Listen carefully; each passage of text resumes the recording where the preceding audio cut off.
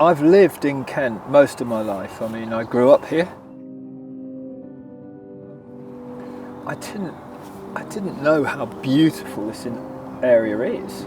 I mean, you're on the M2 or the A2, you're zooming past, you're then on the M25, the M20, and you've got this little oasis of green and wonder sandwiched between all that. It's fantastic.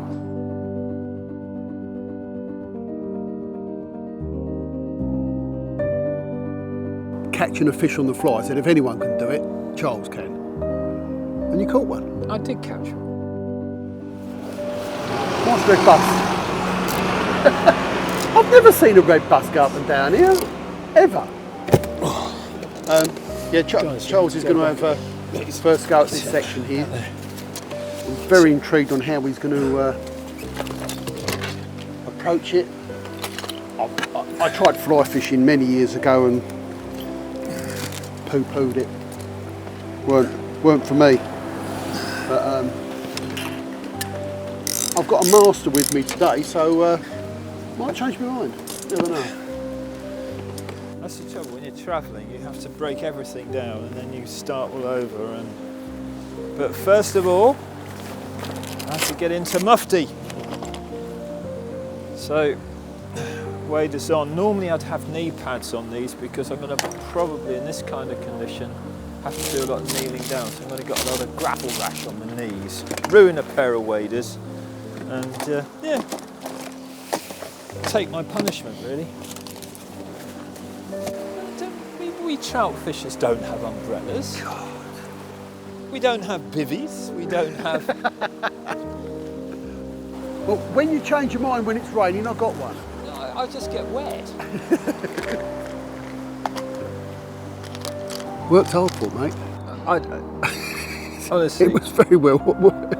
Anyone watching this thinking of taking up coarse fishing on a fly, think again. It's a work because I'm getting absolutely hammered by somebody pin fishing with a maggot. So I watched this young man here because most people are younger than me. Say that again, young man. This young man here. Did you say that again? No.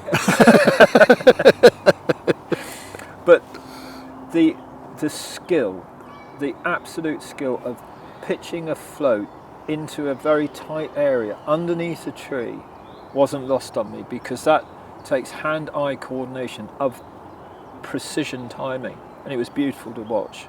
Ooh. I think we both learnt a lot from the depths of the water, the reaction of the fish to our presentations, because it was kind of similar. I mean, it was straight off the bat. Yep. I hooked one, and almost landed it. Same again when we had a break. You went in, bang, straight away. Well, that's because we were looking at the fish before we had our break. I threw in some bait and they were taking everything on the drop, and I run my float through and they just went up to one and swerved. Yeah. So I reduced the size of the hook, but like you did as well. Well, I think that's very much to the point where if you just go down one route with your angling, if you just say, okay, I am going to just cast out there and I'm going to sit. Yeah. You're not going to, you're going to catch one or two, but it's that constant business of thinking about what the species is doing, what your bait or fly is reacting to in the water, and that reaction to the fish. So it's a constant adjustment. And you know what? I'm more thrilled than if this is a double figure trout. It's a cracking fish. Absolutely too. Well done, mate.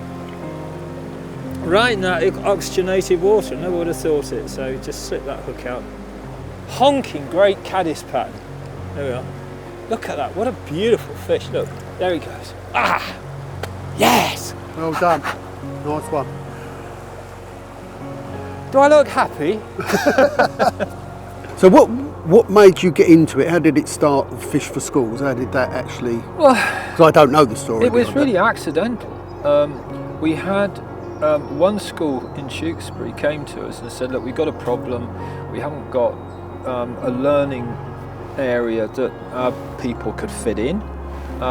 We think fishing might work, so I said, okay, well, we'll look at it. And they contacted us. So from that first school 17 years ago in Tewkesbury, everything else has come from that point. And I brought together a group of educationists, head teachers, ex-head teachers, various people that had fished but actually had a groundwork in education. So I had this wonderful base to draw from, and we made mistakes, we're still making mistakes. You're one of them. No, you're not. But yes, so I've always made sure that the central focus was to have an educational base, that you could learn from being by the side of the water with a rod or a pole or a whip. To be fair, I'm slightly dyslexic anyway, and I always found it hard to write. But getting a youngster to want to write because of the fishing, then you get a more development from that child. Yeah, and I mean, you don't expect genius. You do get some really, really good anglers coming out of it, and you get some, people that really want to take it on. We've had people going into further education because of it. But what you can do is build the confidence and give a confidence to learning. And this is another thing that not many people know about. And you'll probably take this out, it'll probably end up on the cutting floor, and I know what you'll do, but this man and his brother, and you actually, even though and my wife, and I'll get in the trouble. whole family of the tackle box Jacket. do more for angling than probably any other store in the country. They go that little bit further.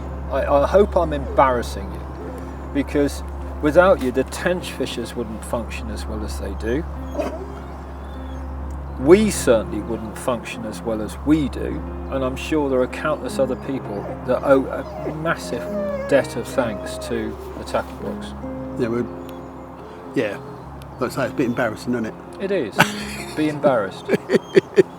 We've got 12 different schools this week alone, nationally, which is quite something. I mean, it's not a bad legacy to have left, is it, really?